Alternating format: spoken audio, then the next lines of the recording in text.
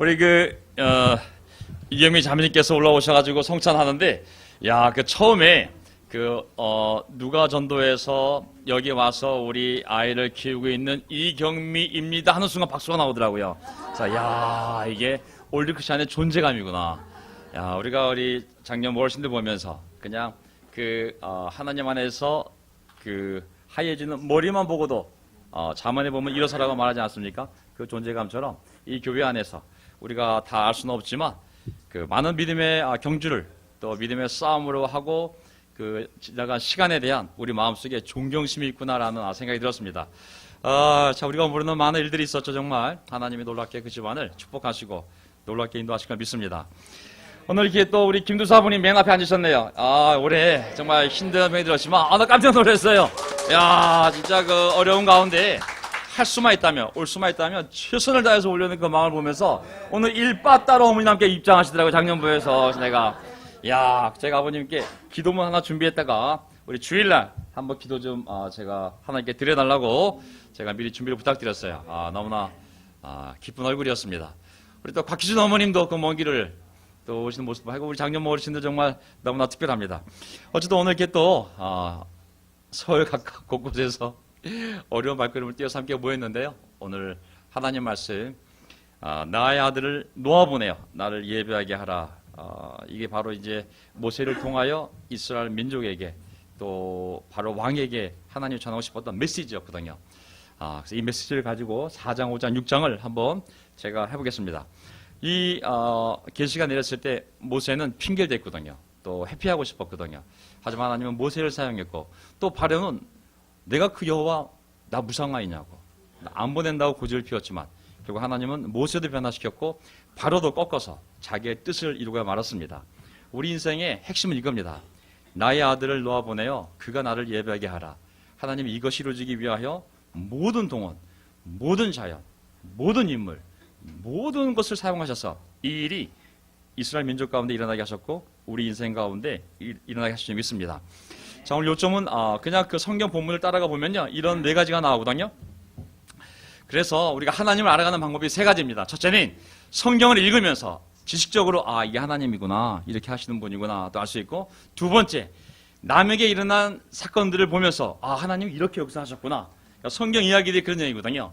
아브라함이 우리가 아브라함 얘기 들으면서 우리가 아브라함도 돼보고 또 이삭 얘기 보면서 우리 이삭도 돼보고 야곱도 돼보면서 간접적으로 남들이 경험한 하나님을 우리가 읽으면서 이해하면서 간접적으로 아는 방법 하나. 마지막에 3번째가 우리가 그 이름을 경험해봐야 되거든요.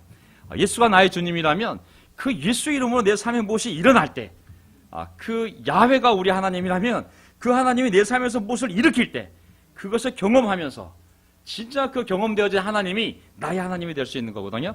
그래서 우리는 모세가 이스라엘 백성이 경험했던 하나님을 통하여 또 우리가 모세도 돼보고 이스라엘 백성도 돼보고 때로는 고집 피우는 바로도 돼보면서 우리가 또 하나님을 이해가는 줄 믿습니다. 그래서 오늘 이런 4가지 포인트를 가지고 한 번씩 가보도록 하겠습니다. 오늘 저의 첫 번째 포인트는요, 모세는 손에 하나님의 지팡이를 들고 있었다는 포인트인데요. 한번 출애굽기 4장을 가보면 이 말이 무슨 말인지 알 수가 있습니다. 자, 오늘 우리 친구 중에 우리 고등학교 3학년 또 우리 조카가 또 와 있어요. 그래서 제가 미리 부탁을 했어요. 내가 설교할 텐데 이거 3,500년 전 일어난 일이다. 지금으로부터 BC 1500년 전 일인데 역사적으로 다 고정된 일이니까 편하게 듣도록 해라. 하지만 내가 세게 얘기하더라도 부담 갖지는 말아라. 자, 이게 BC 1500년 전 학자들이 고정해 봤을 때 BC 1500년 전에 다 숫자를 맞춰본 결과 그때쯤 일어난 일이거든요. 자, 우리 4장부터 한번 제가 보도록 하겠습니다. 모세를 이제 떨기나무에서 불렀잖아요. 떨기나무에 불이 났는데 안 타니까 모세가 너무 신기해서 와봤을 때 그때 이제 하나님이 기적적으로 모세야 부르지 않습니까? 그 기적 때문에 이제 모세가 하나님을 만나게 됩니다. 그러면서 이제 모세에게 하나님이 하고자 하는 일들을 설명하면서 이렇게 시작을 합니다. 이제 1절. 그러나 모세는 이렇게 말씀을 드렸다. 그들이 저를 믿지 않고 저의 말을 듣지 않고 주님께서는 너에게 나타나지 않으셨다 하면 어찌합니까? 주님은 야훼입니다. 야훼, 여호와. 여호와께서 그에게 물으셨다. 너 손에 가지고 있는 것이 무엇이냐? 모세가 대답하였다. 지팡이입니다. 야훼께서 말씀하셨다. 그것을 땅에 던져보아라. 모세가 지팡이를 땅에 던지니 그것이 뱀이 되었다. 이 내용 다 아시죠? 그렇죠? 성경에 보면 많은 기적 사건이 있잖아요. 기적이 일어나야 하나님입니다. 아멘. 기적이 안 일어나면 우리가 성경을 읽을 필요가 없잖아요. 뭐 하나님이 우리랑 똑같은 일을 하는 바에야 뭐 우리가 굳이 하나님 믿을 필요가 없잖아요. 인간이 할 수 없는 일을 해 주셔야 우리가 그 하나님을 계신 줄 믿고 능력을 믿고 따라가지. 이러한 기적들을 보이지 않으면 어떻게 모세도 고민이 이거예요.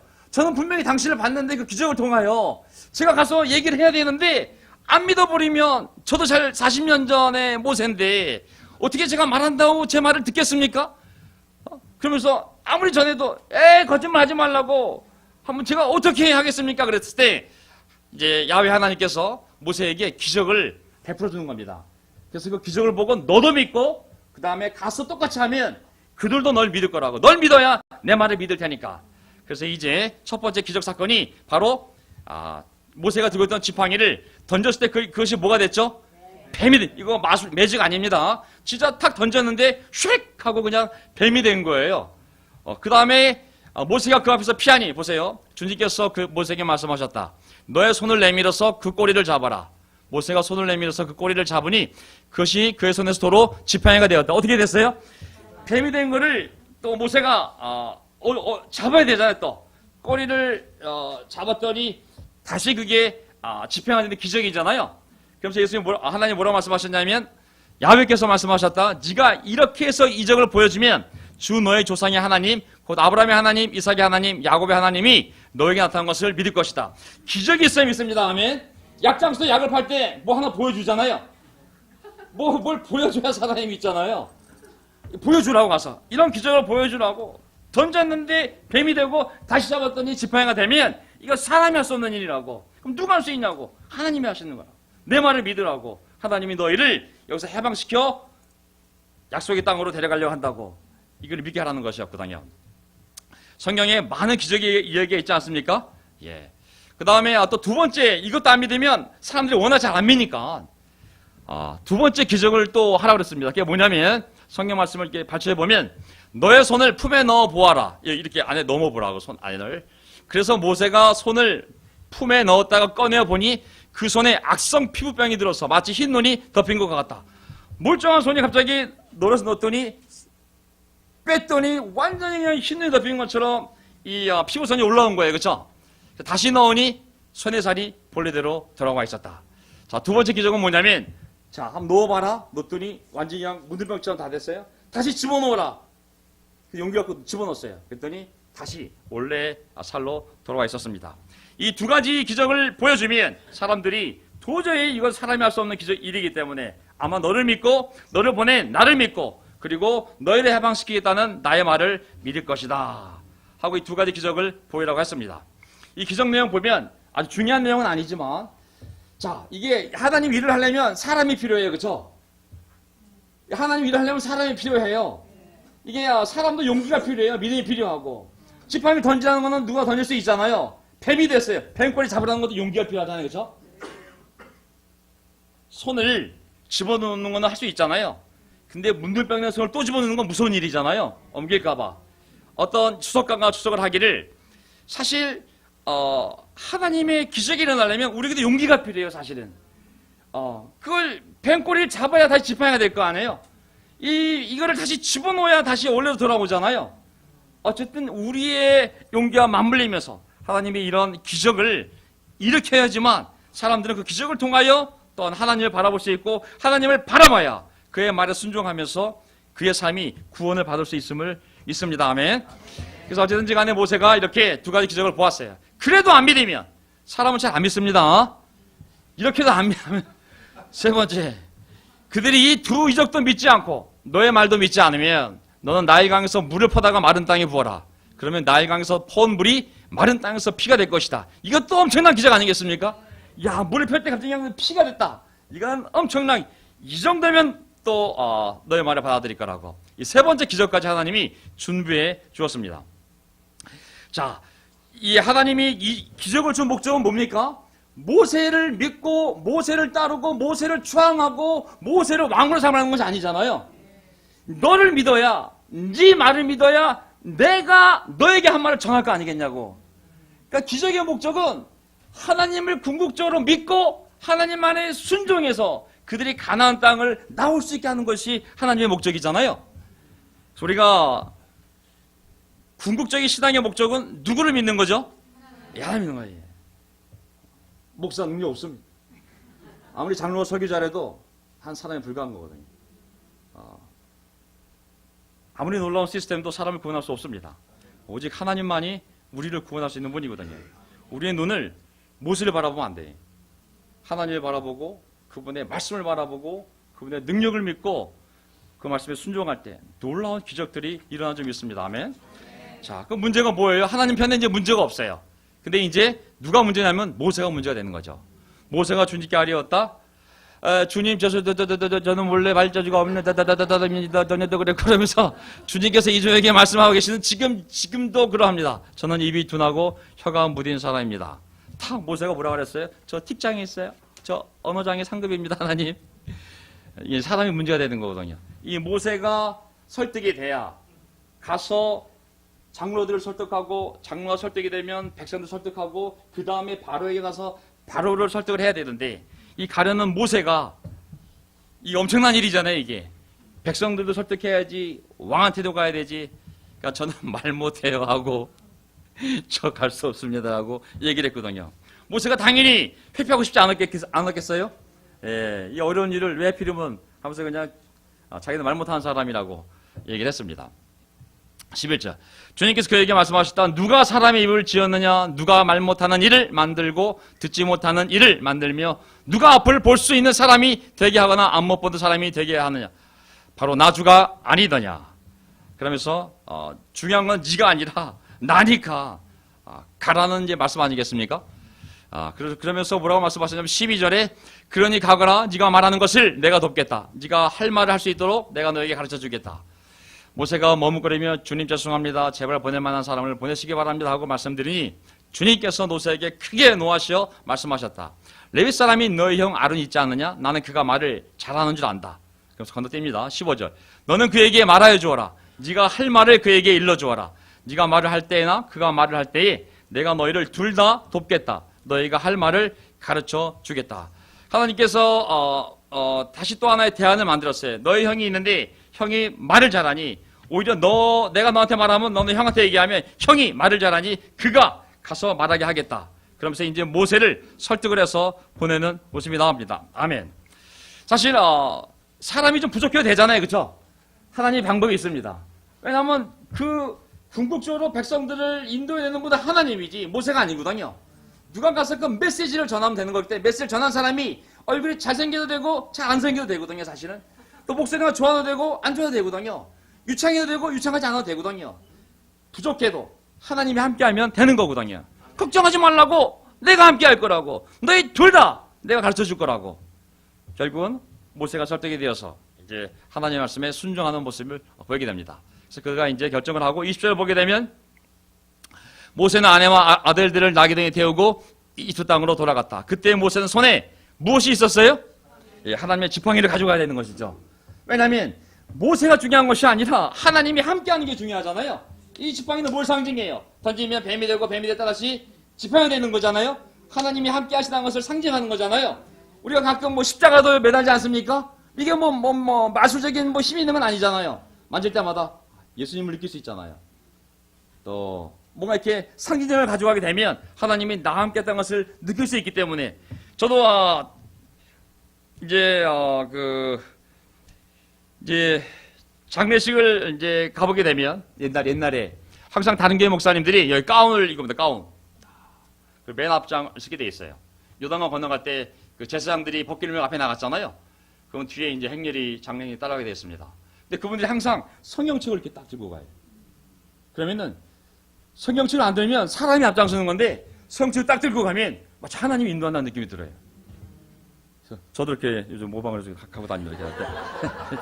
가운은 없지만 그래도 뭐 하나 들어줘야 난 아무도 아닌데 근데 이게 뭐 하나 들려 있어야 말씀이 우리를 인도한다. 그런 이제 권위가 서게 되는 거거든요. 사실은 모세가 중요한 게 아니거든요. 지팡이가 아무도 아니지만 하나님이 함께한다는 상징이잖아요. 그걸 꼭 가지고 가야 되는 거죠. 그래서 여기 설명 굳이 나왔잖아요. 모세가 갔다 하면 끝나면 되는데 모세 손에 하나님의 지팡이를 들고 있었다. 왜? 모세가 중요한 것이 아니라 그와 함께하는 하나님이 중요하기 때문에. 아멘. 자, 그래서 이제 21절 주님께서 모세에게 말씀하셨다. 내가 너에게 이적을 행할 능력을 주었으니 너는 이집트로 돌아가거든 바로의 앞에서 그 모든 이적을 나타내 보여라. 그러나 나는 그가 고집을 부리게 하여 내 백성을 놓아 보내지 않게 하겠다. 알고 있는 거예요. 벌써 고집 부릴 거라고.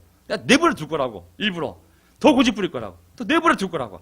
하지만 그 과정에 내 능력을 드러낼 거라. 그렇죠? 하지만 마지막 순간에는 어딜 감히 하나님의 계획을 인간의 고집이 꺾으려고 해요. 못 꺾잖아요. 내 능력을 보여줄 거라고. 그래서 바로를 사용할 것을 말씀하신 겁니다. 22절 너는 바로에게 말하여라. 나 주가 이렇게 말한다. 이스라엘은 나의 맏아들이다. 누가 그랬어요? 야, 엄청나게 수많은 민족이 있는데 그 민족 가운데 다 내가 창조한 사람들이지만 특히 이스라엘은 내 맏아들이라고. 내가 너에게 나의 아들을 놓아보내어 나를 예배게 하라고 하였건만 너는 그를 놓아보내지 않았다. 그러므로 이제 내가 너의 맏아들을 죽게 하겠다. 굉장히 강력한 메시지를 전합니다. 자, 여기 보면 메시지는 간단해요.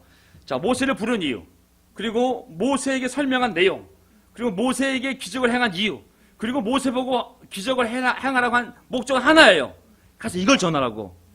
너 가서 자랑하지 말고 이샷 뱀 됐지 와 이게 아니라 내 아들을 놓아보내어 나를 예배하는 이 메시지, 이 메시지를 전하기 위해서 모세를 부르고 모세를 설명하고 기적을 보여주고 그리고 아론도 붙여주고 걱정하지 말라고 한 모든 내용은 딱 하나예요. 목적이 나를 예배하게끔 내 아들을 보내라는 것이 메시지입니다. 아멘. 어떻게 보면 하나님의 메시지 간단해요. 그렇죠? 많은 걸 준비하지만 메시지는 분명해요. 그 아들을 내보내어 나를 예배하게 하라. 자,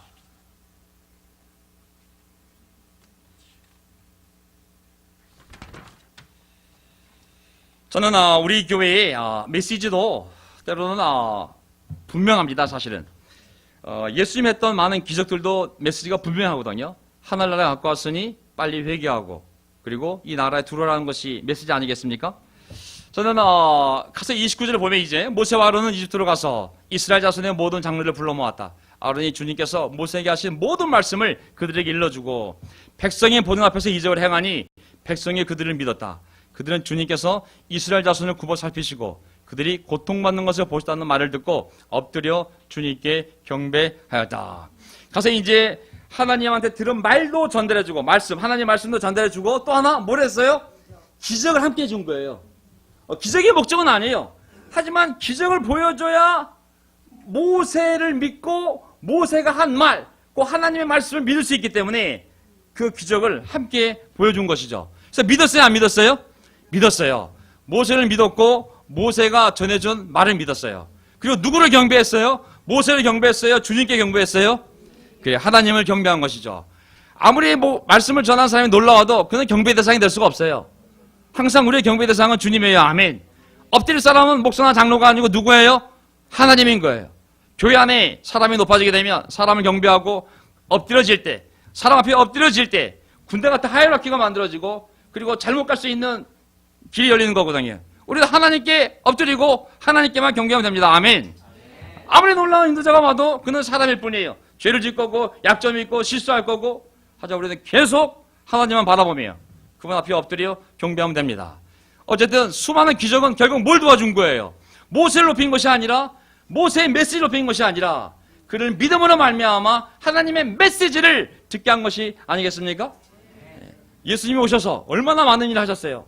요한복음 보게 되면 모세로부터 1500년 뒤에 예수님이 오셨는데 하나님의 아들이 오셨는데 이스라엘 백성을 구원하기 위하여 하나님이 모세를 사용했던 것처럼 이제 이스라엘 백성뿐만 아니라 온 인류를 죄로부터 구원하기 위하여 천국으로 인도하기 위하여 자기 아들을 내려보냈어요. 얼마나 많은 말씀을 하셨고 얼마나 많은 기적을 행했습니까? 요한복음 21장 25절 요한복음 맨 마지막 구절이에요. 예수께서 하신 일은 이 밖에도 많이 있어서 그것을 낱낱이 기록한다면 이 세상이라도 그 기록한 책들을 다 담아두기에 부족할 것이라고 생각한다. 아멘. 엄청난 기적들과 엄청난 진리에 대한 말씀들을 전해주셨거든요. 저는 또 이슬람교에게서 미안하지만 그 이슬람교를 왜 믿죠? 기적이 없어요. 기적이. 다른 종교에는 기적이 없어요. 깨달음만을 강조하잖아요. 깨달음만을. 깨닫는다고 인생이 바뀌는 건 아닌 거거든요. 우리 삶의 죄를 용서받게 해주시고 우리의 삶에 우리가 해결할 수 없는 문제를 해결해 줄 수 있는 그 능력의 손이 있어야 되는 거거든요. 하지만 다른 종교에는 부처, 공자, 마호메트 접시 하나 들어 올려 기적을 해본 적이 없어요. 그래서 우리는 예수를 믿을 수 있는 거예요. 아멘. 너무나 많은 기적을 행했는데 그 기적을 다 기록한다면 담아둘 책이 없다 할 정도로 수많은 기적을 사람들 앞에서 행하신 거거든요. 고린도전서 4장 19절에서 20절 주님께서 허락하시면 내가 속히 여러분에게로 가서 그 교만해진 사람들의 말이 아니라 능력을 알아보겠습니다. 하나님 나라는 말에 있지 아니하고 무엇에 있다고요? 능력. 만약 하나님이 살아계시다면 능력을 보여주셔야 되잖아요. 말만 많으면 수필가 아니겠어요?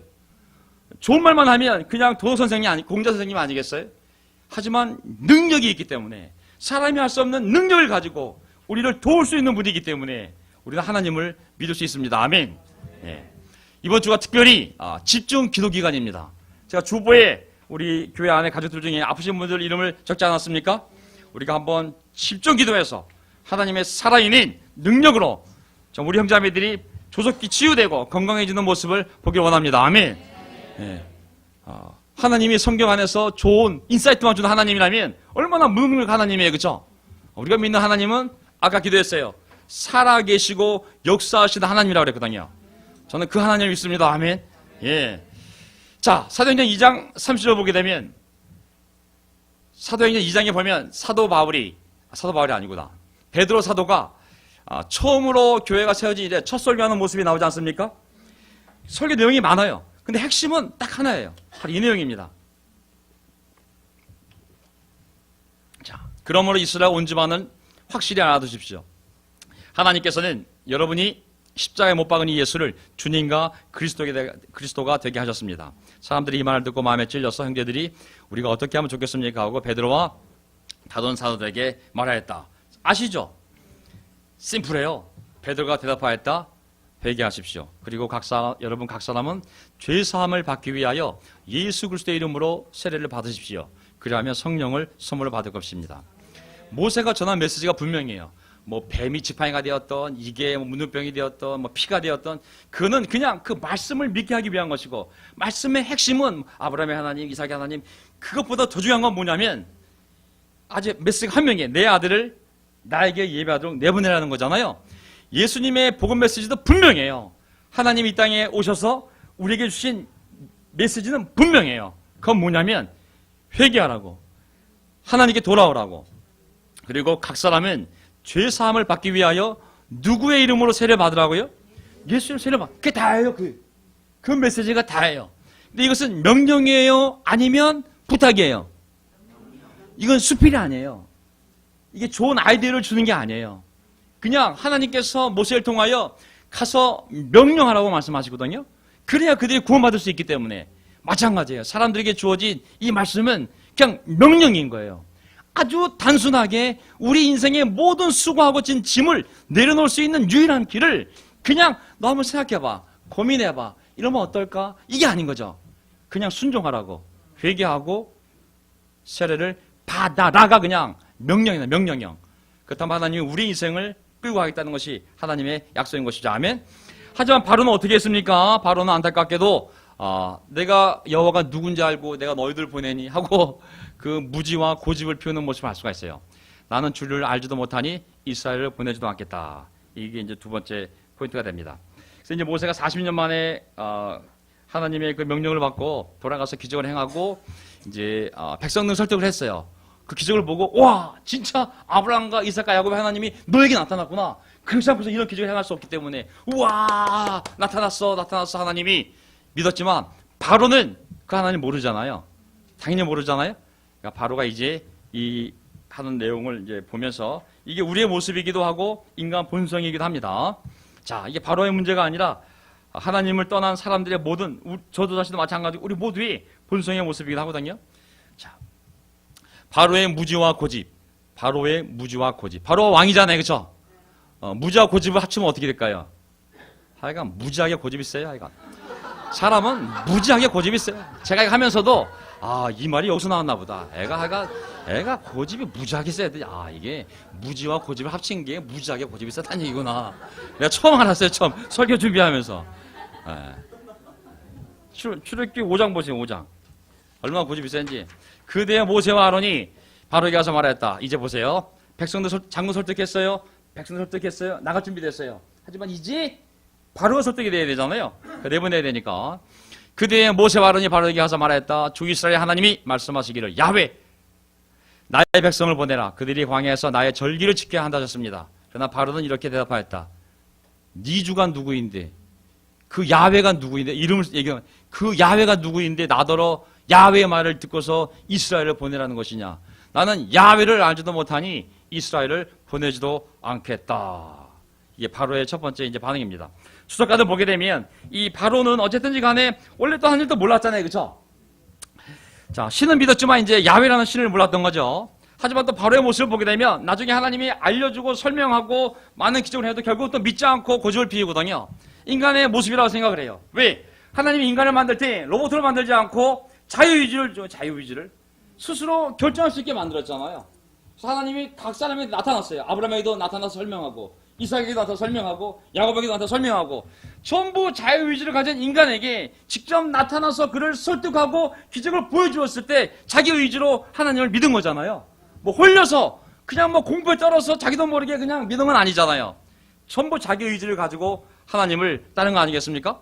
계시된 하나님의 모습을 보고 천사를 보았던 하나님을 보았던 그의 음성을 들었던 천사의 인도를 받았던 보고 듣고 경험하고 자기 의지로 하나님을 받아들이고 따르게 된 거거든요. 우리도 마찬가지 아니겠습니까? 예, 바로도 마찬가지입니다. 바로도 자기 자유의지로 말하는 거 아니겠습니까? 야훼가 누구냐? 나는 주를 알지도 못하니 내가 왜 이 좋은 내 노예들을 내보내냐? 내가 왜 이 삶을 떠나야 되냐? 이 죄한 데서 얼마나 즐거운 삶인데. 불신앙에 빠진 타락한 사람들이 하나님에 대한 반응을 보면 우리 인간의 자유의지의 또한 모습을 볼 수 있습니다. 어쨌든지 간에 이 바로가 하나님을 알지를 못한다 그러고 하나님의 계획을 무시했지만 결국 하나님을 알게 됩니다. 하나님이 말로도 설명하지만 내가 그들의 하나님이라고 그들의 조상 아브라함, 야곱, 이삭의 야곱의 하나님이요 또한 앞으로 벌어질 일을 보고 나를 알라고 하나님이 설명을 합니다. 그래도 이제 바로는 끝까지 하나님을 거절했기 때문에 그가 많은 고통을 당할 수밖에 없었던 것이죠. 사실 바로도 사실 자기 인생에 어느 날 400년 동안 노예로 잘 쓰고 있는데 어느 날 그 노예의 신이 와가지고 내 백성들 다 내보내라고 그거 한 번에 설득될 사람 없잖아요. 그렇죠? 상상도 못했을 거예요. 어느 날 갑자기 지금 이 노예를 부리고 있는데 이 수많은 노예들 100만 명이 넘는 노예들 다 부리고 있는데 어느 날 그 신들이 이거 보내가지고 내 백성들 보내라고 어느 누가 설득이 되겠어요. 그렇죠? 하지만 그게 하나님의 계획이잖아요. 아멘. 그가 몰랐을 뿐이지 하나님은 400년 전부터 그런 계획이지 않았습니까? 아브라함을 통해서도 네 후손들이 남의 땅에 가서 노예 생활하겠지만 때가 되면 다시 너의 후손들 데리고 약속의 땅으로 오겠다는 것은 하나님의 계획이 있었잖아요. 그렇죠? 바로가 몰랐을 뿐이지. 저도 제 인생도 마찬가지거든요. 제가 죄 가운데 있을 때 정말 죄 가운데 있을 때 어떤 사람이 저한테 와서 이 교회에 초대해서 제가 이 교회에 와서 성역 공부하고 이렇게 세례받아서 이 안에서 결혼하고 어떤 수많은 우여곡절이 있었지만 제가 세례를 받고 이렇게 구원받을 것은 전 몰랐거든요. 사실 그 초대를 저 앉은 노무현 형제가 저를 전도했지만 노무현 형제님이 제가 거절했더라면 전적이 없었겠죠. 성역 공부하다가 예수가 뭔데? 나는 오래전에 예수를 떠났다고. 그건 너희들 생각이지 내 생각이 아니라고. 세례 그 받아서 뭐하냐고 믿기만 하면 되지. 그랬더라면 제가 여기에 안 서 있을 줄 믿습니다. 하지만 하나님의 계획 속에 언젠가 이렇게 우리를 만나게 하고 이게 오게 한 전 상상도 못했던 계획이지만 하나님이 그 계획을 갖고 계셨고 저는 이 교회에 와서 이스라엘 어쨌든 그 말씀을 받아들이고 반응하고 순종했기에 오늘 제가 이 자리에 서 있는 줄 믿습니다. 아멘. 하나님의 구원 계획은 우리의 상상을 초월하는 줄 믿습니다. 아멘. 그냥 그분이 명령할 때 우리가 순종하면 나머지 인생은 하나님이 인도해 가시는 것 같습니다. 자, 그렇게 해서 이제 그 3절을 보게 되면 바로 왕이 이렇게 얘기합니다. 아이고 히브리 사람의 하나님이 우리에게 나타나셨습니다. 우리가 광야로 사흘 아니구나. 모세가 얘기하는 거죠. 히브리 사람의 하나님이 우리에게 나타나셨습니다. 우리가 광야로 사흘 길을 가서 주 우리의 하나님께 야훼 우리의 하나님께 제사를 드릴 수 있게 허락해 주십시오. 그렇게 하지 않으면 야훼께서 그 하나님 야훼라 불린 하나님께서 무서운 질병이나 칼로 우리를 치실 것입니다. 이집트의 왕은 바로죠. 그들에게 이렇게 대답하였다. 모세와 아론은 들어라. 너희는 어찌하여 백성이 일을 하지 못하게 하느냐? 어서 물러가서 너희가 할 일이나 하여라. 바로가 말을 이었다. 그들이 이집트 땅에 백성보다 더 불어났다. 그런데 너희는 그들이 하는 일을 중단시키려 드는구나. 이 바로의 반응은 더 세게 나가잖아요, 그렇죠? 지금 가뜩이나 아무리 죽이려고 해도 숫자가 줄어들지 않고 더 늘어나서 지금 힘들어 죽겠는데 이들을 데리고 나가려고 그런다고? 그 말이잖아요, 그렇죠? 너희가 배가 불렀구나. 가서 일이나 하여라라는 것이 바로의 반응이었습니다. 자, 바로가 사람이 이게 성경 공부하다 보면 느끼지 않습니까? 한 방에 꺾입니까? 우리의 본성이 사실은 쉽게 하나님의 말씀에 순종하기는 어렵습니다. 바로도 마찬가지로 정말 이렇게 처음에 이제 또 고집을 부리게 됩니다. 시간이 없긴 하지만 제가 한번 정리를 마저 해보겠습니다. 자, 바로는 그날로 이스라엘 백성을 부리는 강제노동 감독관들과 작업방들에게 명령하였다. 너희는 벽돌을 만드는 데 쓰는 집을 더 이상 이전처럼 저 백성에게 대주지 말아라. 그들이 직접 가서 집을 모아오게 하여라. 그러나 벽돌 생산량은 이전과 같게 하여라. 만들어내는 벽돌의 수가 줄어들어서는 안 된다. 그들이 게을러서 그들이 하나님께 제사를 드리러 가게 해달라고 하면서 떠든다. 그들에게는 더 힘겨운 일을 시키고 그 일만 하게 하여서 허튼 소리에 하나님의 말씀에 귀를 기울이지 못하게 하여라 하고 상황을 더 악화시켜버렸어요. 그렇죠? 오히려 상황이 더 악화됐어요. 바로가 고집을 피우고 그 다음에 이제 모르는 것이 아니라 무지에서 고집으로, 고집에서 반항으로, 반항에서 교만으로 가면 갈수록 오히려 하나님의 말씀을 전하려고 했던 모세도 어려워지고 아론도 전해주고 그리고 그걸 믿으려고 했던 이스라엘 백성들 삶도 더 어려워지는 일이 벌어지고 있어요. 오히려 하나님이 등장하는 것 덕분에 삶이 더 고통스러워지는 일이 벌어지고야 말았어요. 왜냐하면 가뜩이나 노예 생활이 힘든데 더 바로가 고통스럽게 했기 때문에 모세 덕분에 아론 덕분에 솔직히 얘기하면 하나님 덕분에 더 인생이 힘들어지고 말았어요. 그래서 이스라엘 자손의 작업반장들은 매일 만들어하는 벽돌의 수를 줄일 수 없다는 걸 말 듣고서 자기들이 공경에 빠졌음을 알았다. 그들은 바로 앞에서 나오다가 자기들을 만나려고 서 있는 모세와 아론과 마주쳤다. 그들은 이렇게 말했다. 야훼께서 당신들을 내려다보시고 벌을 내리시면 좋겠어. 당신들 때문에 바로와 그의 신하들이 우리를 미워하고 있어. 당신들은 그들의 손에 우리를 죽일 수 있는 칼을 쥐어준 셈이요. 이거 충분히 이해가 되지 않습니까? 예. 정말 충분히 이 심정을 우리는 이해할 수 있습니다. 기껏 나타난 하나님을 믿었더니 그리고 그 말을 전했더니 상황이 더욱 악화됐기 때문에 당연히 이런 고통스러운 고백을 하는 것에 대해서 우리는 충분히 이해할 수 있습니다. 하지만 우리가 알아야 될 것은 뭐냐면 상황이 정말 어려워지면 그때 하나님이 등장할 때인 줄 믿습니다. 아멘. 상황이 정말 어려워지면 하나님 무능력한 것도 아니고 하나님의 계획이 잘못된 것도 아니고 하나님의 계산을 잘못한 것도 아니고 하나님 바로를 잘 몰랐던 것도 아니고 다 알고 있는 상황 속에서 이런 상황이 벌어진 것은 뭐냐면 이제 그런 상황 속에서 하나님이 등장할 오프닝 무대가 준비되고 있음을 알 수 있습니다. 아멘. 그러니까 하나님 때문에 힘든 것이 아니라 하나님 말씀이 전해졌을 때 그것을 알려고 하지 않고 고집을 피우고 그리고 반항하고 그리고 교만해지기 때문에 이 상황이 어려워진 것이지 하나님이 실수를 해서 어려워진 건 아니거든요.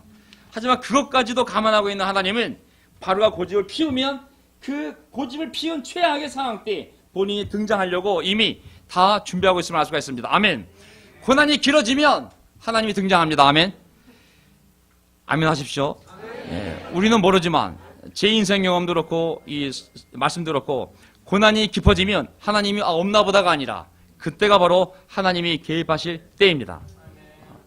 당연히 우리는 이 말씀을 이해할 수 있어요. 이 말을 듣고서 모세는 주님께 돌아와서 호소하였다. 야훼요, 어찌하여 야훼께서는 이 백성에게 이렇게 괴로움을 겪게 하십니까? 왜 정말로 저를 이곳에 보내셨습니까? 제가 바로게 가서 주님의 이름으로 말한 뒤로는 그가 이 백성을 더욱 괴롭히고 있습니다. 그런데도 주님께서는 주님의 백성을 구하실 생각을 전혀 하지 않고 계십니다. 우리 충분히 이 탄식을 이해할 수 있지 않습니까? 정말 어쨌든 보면은 우리가 하나님의 말씀에 순종하여 제자 삶을 살았을 때 정말 어찌하여 주님께서는 이 백성에게 이런 괴로움을 겪게 하시냐, 왜 저를 이 설굴 속에 보내셔가지고 이 어려움을 또 겪게 하시는지, 때로는 정말 오히려 왜 더 이 괴로운 일이, 이 백성을 더욱 괴롭히는 일이, 그것도 주님의 이름으로 말을 했는데도 불구하고 왜 이 백성이 더욱 괴롭힘을 받아야 되는지, 그것도 억울한데 주님은 전혀 개입할 생각조차 보이지 않는 상황을 보았을 때 당신은 살아계신 하나님인가요? 아니면 뻥친 하나님이신가요? 아니면 무능력 하나님이신가요? 아니면 무늬만 하나님이신가요? 이 얘기가 바로 이 얘기잖아요. 그렇죠? 우리 얘기예요. 우리 얘기. 저도 마찬가지예요. 이게 와서 20년째 기도하지만 안 이루어지는 기도도 있어요. 어떤 기도를 그냥 그만두고 싶은 게 아니라 그만둬버렸죠, 사실은. 제가 정말 재미난 일인데, 제가 이제 교회가 어려울 때 제 그룹에 있던 형제들이 다 떠났어요. 우석이 형, 뭐 용백이 형, 뭐 그 나이 많은 그 리더십이 다 학교에서 떠났어요. 뭐 아이들 문제도 있고 사업 문제도 여러 가지 이유가 있겠지만은, 그래도 떠났지만은 뭐 재원 형도 마찬가지고, 그래도 한동안은 이제 기도했어요. 기도 뭐 어쨌든 어디 떨어졌든지 우리 기도해야 되니까 한 1년, 2년 기도하는데, 떠난 사람들이 기도하는데 기도가 무의미하다는 생각이 들었어요. 뭐 잘 살고 있겠지 뭐. 맨날 기도할 때 그 이름 얘기해봤자 뭐 어차피 떠난 사람들 뭐 내가 볼 수 있는 것도 아니고, 그러다 보니까 그냥 기도가 무의미하게 느껴졌어요. 그러다가 그냥 접어버렸어요. 잘 살고 있겠지. 뭐 소식도 잘 들리는데 굳이 기도할 필요 있겠어 하고 이름을 다 지워버렸어요. 주먹이도 다 지워버렸어요. 그래 잊고 살았어요. 근데 어느 날 한 형제가 한국에 왔어요. 누구죠? 정우석. 그 형제가 정우석 형제 아시죠? 근데 뭐라 그랬냐면 자기가 미국 가가지고 뭐라 그러더라, 매일 명동에서 기도했대요. 매일. 이야, 놀랍다. 내가 옛날에 이렇게 매일 본인을 기도했었는데, 야, 이제는 나는 그만뒀더니 이제 본인이 우리를 위하여 매일 기도하는구나. 야, 이게 기도라는 것은 늦게 나타날수록 효력이 있는 거구나. 좋은 약 먹으면 바로 안 나타나더라도 언젠가 몸이 이렇게 변화되는 것처럼, 야, 우리가 믿음을 한 모든 수고들은 지금 당장은 안 나타나지만 언젠가 그게 다 이루어지는구나. 그래서 그 정우석 형제가 매일 이 설교를 듣는다고 그러더라고요. 그래서 카톡이 와요. 설교 오늘 제목이 이거네요. 그러면서 날마다 명동기도를 기도하고 있다고. 어쩌다가 우리가 어떤 상황을 보게 되면 이런 고백이 나올 때가 있거든요. 어째 주님께서는 이 백성에게 이렇게 괴로움을 겪게 하십니까? 왜 당신을 왜 살려는 것이 죄입니까? 왜 이런 상황이 바뀌지 않습니까? 전혀 생각을 하지 않고 있는 것 같습니다. 당신은 구하실 생각을, 결혼시킬 생각을 하지 않는 것 같습니다. 이 직장을 구해주실, 이런 생각이 들 때가 있잖아요. 그래서 세 번째 포인트가 뭐냐면 이겁니다. 어찌하여 주님께서는 이 백성에게 이렇게 괴로움을 겪게 하십니까? 이 고백이 사실 우리의 고백이 될 때가 너무 많거든요. 하지만 하나님이 뭐라고 말씀하시냐면 이게 돼야 끝납니다. 강력하게 말씀하시고 6장 1절을 보게 되면 이런 이제 백성들이 너무 실망이 된 거예요. 이게 뭐야? 기껏 아브라함, 이삭, 야곱의 하나님 나타났다 그래가지고 기적도 봤는데 우리가 분명히 믿었는데 그대로 순종했는데 이게 뭐야? 점점 어려워져, 매질도 심해져, 벽돌수는 더 늘어났어. 이게 뭐야? 하나님은 응답도 없어. 모세도 다운, 야론도 다운, 백성들도 다운. 그 상태에 있을 때 출애굽기 6장에 나오는 거예요. 주님께서 모세에게 말씀하셨다. 이제 너는 내가 바로에게 하는 일을 보게 될 것이다. 아멘. 이제 보게 될 거라고. 틀림없이 그는 강한 손에 밀려서 그들을 내보내게 될 것이다. 강한 손에 밀려서야 그들을 이 땅에서 내쫓다시피 할 것이다. 가장 어려울 때가 하나님이 등장할 때입니다. 아멘. 조용필이가 맨 마지막에 등장한 것처럼 때로는 우리 인생에 이거 뭐 기도도 안 되는 것 같고 이렇게도 안 되는 것 같고 저렇게도 안 되는 것 같고, 그때 정말 하나님이 등장해서 일을 해결하시면 우리가 하나 깨닫는 게 있어요. 야, 정말 이거 하나님은 하나님이시구나. 이건 내가 한 게 아니라는 것을 좀 깨닫게 되거든요. 이 상황 속에서 이제 하나님이 등장을 하십니다. 좌절하고 있을 때 상황은 최악, 막다른 골목, 더 이상 할 수는 없어. 갈 때까지 갔어. 나는 더 이상 아무것도 할 수가 없어. 모세도 할 게 없고 아론도 할 게 없고 백성도 할 게 없을 때 그때 하나님이 등장을 하는 겁니다. 뭐라고 하시냐면, 자, 하나님 모세에게 이렇게 말씀하셨다. 나는 야훼다. 주가 야훼입니다. 여호와. 나는 아브라함, 이삭, 야곱에게 전능한 하나님으로 그 능력 있는 하나님으로 나타났으나 그들에게 나의 이름을 여호와로는 알리지 않았다. 나는 또한 그들이 한동안 나그네들을 몸부쳐 살던 가나안 땅을 그들에게 주기로 그들과 언약을 세웠는데 이거 아시죠? 그렇죠? 이제 나는 이집트 사람이 종으로 부리는 이스라엘 자손의 신음소리를 듣고 내가 세운 언약을 생각한다. 보세요. 400년 전에 내가 아브라함, 이삭, 야곱에게 분명히 약속을 했는데 이 땅을 주겠다고. 이제 너희 400년이 지났어요. 400년 지나서 너희 신음소리를 들으니 그 신음소리가 오히려 하나님을 딱 자극을 해서 이제 내가 세운 언약을 생각한다고. 아, 너희들의 신음소리가, 너희의 고통소리가 오히려 나로 하여금 그 언약을 이제야 행하게 될 때가 되었구나 하는 것을 깨닫게 하는구나. 때로는 우리의 고난이 하나님을 자극합니다. 아멘. 우리의 고난이 하나님을 자극하면 진짜 어려울 때가 하나님이 오프닝 무대를 만들 때에 있음을 알 수가 있어요. 6절을 보세요. 그러므로 너는 이스라엘 자손에게 말하라. 다시 가서 말하라고. 다운되지 말고, 좌절하지 말고, 실망하지 말고, 나 의심하지 말고, 다시 가서 말하라고. 나는 야훼다. 나는 이집트 사람들이 너희를 강제로 부리지 못하게 하여 거기에서 너희를 이끌어내고 종살이에서 너희를 건지고 나의 팔을 펴서 큰 심판을 내리면서 너희를 구하여 내겠다. 그래서 너희를 나의 백성으로 삼고 나는 너희의 하나님이 될 것이다. 그러면 너희는 내가 주, 곧 너희를 이집트 사람의 강제 노동에서 이끌어낸 너희의 하나님임을 알게 될 것이다. 아멘. 자, 하나님을 알게 되는 건 언제냐면요, 전설의 고향으로 하나님을 아는 것이 아닌 거거든요. 우리가 큐티하면서 아, 하나님이 이런 분이시구나, 인사이트 좋았어, 큐티 남겨야지, 이렇게 하나님을 알 수 있는 것이 아닌 거거든요. 여기서 얘기하는 건 뭐냐면 이제 내가 그들을 심판할 때, 그리고 앞으로 하는 일들을 통해서 여호와라는 이름이 어떤 신인지, 야훼라는 이름이 어떤 능력이 있는지 앞으로 내가 너희들이 보고 듣고 경험하게 될 그 사건 속에서 나를 알게 될 거라고.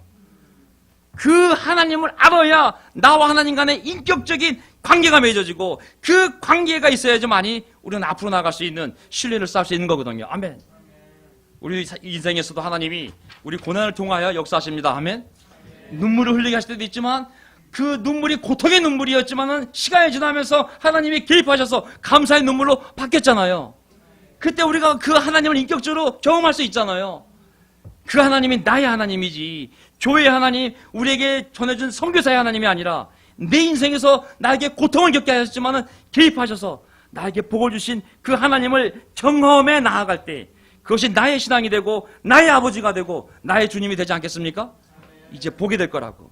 내 이름이 어떤 이름인지를 모세가 전한 하나님이 아니라 너희들이 경험한 하나님을 알게 될 거라고.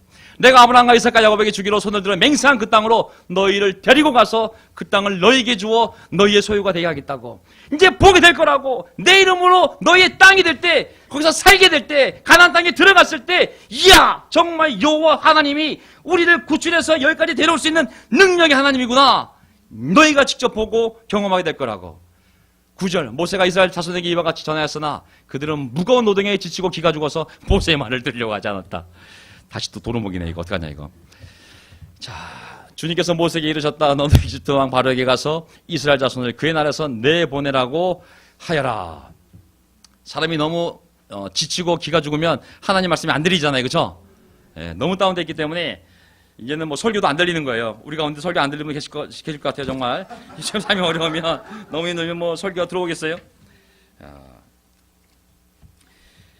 어쨌든 여기 보면은 너무 지쳐서 이제 그 말씀이 이제 안 들리는 거죠. 아, 제가 중요한 포인트를 까먹었는데, 야, 저도 정신을 잃었네요. 그 모세가 바로 왕한테 가서 전한 메시지는 내 백성을 보내서 예배하게 하라 했어요. 근데 바로 왕이 그 말을 듣고 열을 받았잖아요. 야, 쟤네가 헛소리를 하니 아주 무겁게 벽돌수를 올려버리라 했어요. 벽돌수를 확 올려버리니까 백성들이 처음에 여호와 가나안 땅 하다가 벽돌수를 바뀌어버렸어요. 키워드가 벽돌수. 그래서 바로한테 가서 대표를 보냅니다. 모세와 아론은 가서 뭐라 그랬냐면 벽돌수를 줄여주세요가 아니라 우리를 내보내 예배를 드리게 해주세요 했거든요. 근데 이스라엘 백성들은 벽돌수가 너무 고통스러우니까 바로한테 가서 무슨 얘기를 하냐면 벽돌수를 줄여주세요. 메시지가 달라지는 거예요. 모세와 아론과 백성의 메시지가 같아야 돼요. 고난이 오더라도 우리는 나가서 예비일들이 보내주셔야 되는데 모세와 아론은 그렇게 전했지만 백성들은 고통과 문제가 닥치니까 바로에게 가서 예배 여호와가 아니라 문제를 해결해 주세요. 벽돌수를 줄여 주시라는 것이 정확하게 이 대화에 나오거든요. 우리 제자의 삶이 방향성을 잘 생각해야 됩니다. 벽돌수를 줄이는 것이 우리 인생의 목적이 아닙니다. 아멘.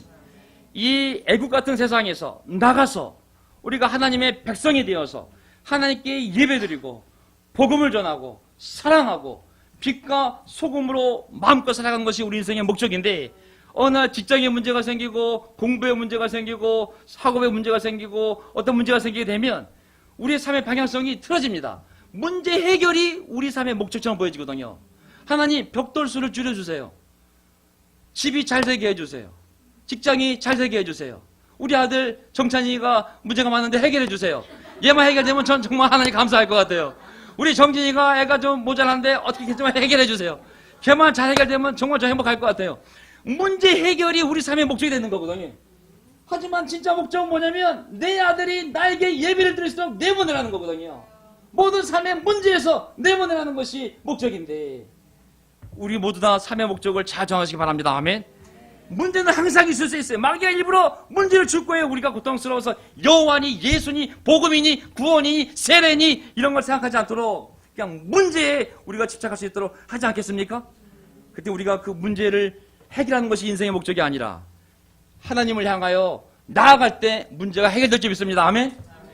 우리의 기도는 하나님 이 문제가 해결되면 제가 나아갈게요가 아니라 우리가 나갈 수 있도록 역사해 주세요. 그러면 하나님이 이 문제를 해결해 줄 줄 믿습니다. 아멘.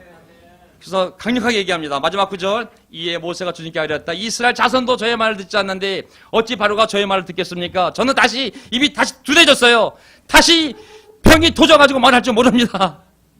주님께서는 모세와 아론에게 이스라엘 자손을 잘 보세요. 13절의 결론입니다. 야훼께서는 모세와 아론에게 이스라엘 자손을 이주 땅에서 인도해내라고 명령하셨는데 커맨드 명령하셨는데 이 사실을 이스라엘 자손에게도 알리고 이집트 왕 바로에게도 알리라고 모세와 아론에게 명령하시답니다. 아멘. 상황이 어려울 때 압도당할 때 우리가 해야 될 일이 하나 있어요. 하나님의 명령을 드려야 됩니다. 아멘. 설득하라고 하지 않았어요. 치유해주라고 하지 않았어요.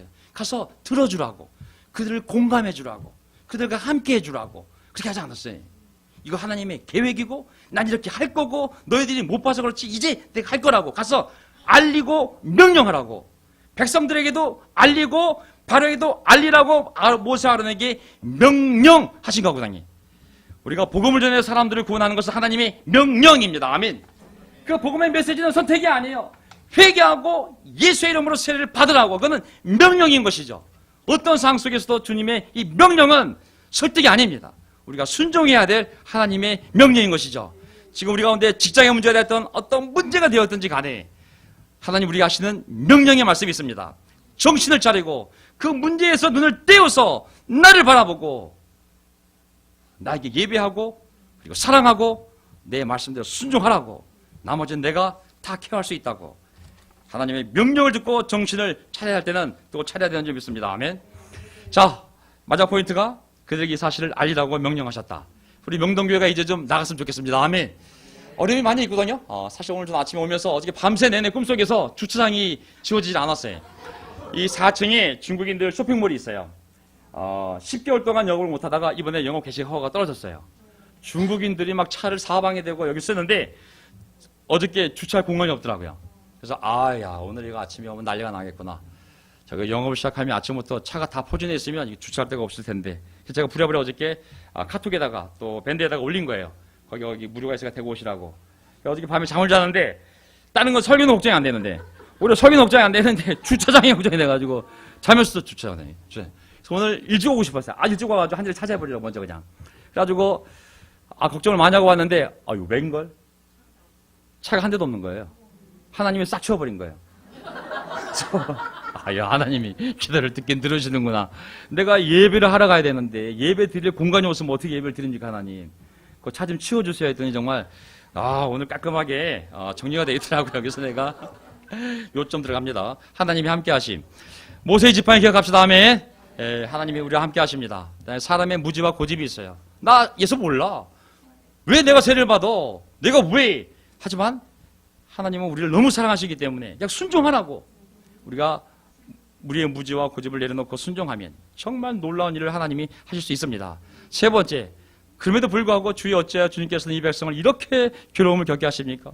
육체적으로, 질병적으로, 경제적으로. 하지만 그게 최종이 아니라는 거. 거기서부터 하나님이 이제 내 편파를 보게 될 거라는 것을 믿으셔야 됩니다. 아멘. 그리고 명령했다고, 알리라고. 하나님이 너희와 함께하고 반드시 너에게 복을 줄 거라고. 그냥 순종하라고. 이것을 명령하라고 하셨거든요. 우리가 이 명령을 받아들이고 순종하는 한 주가 되기를 바라겠습니다. 아멘. 저기는 마치겠습니다. 예.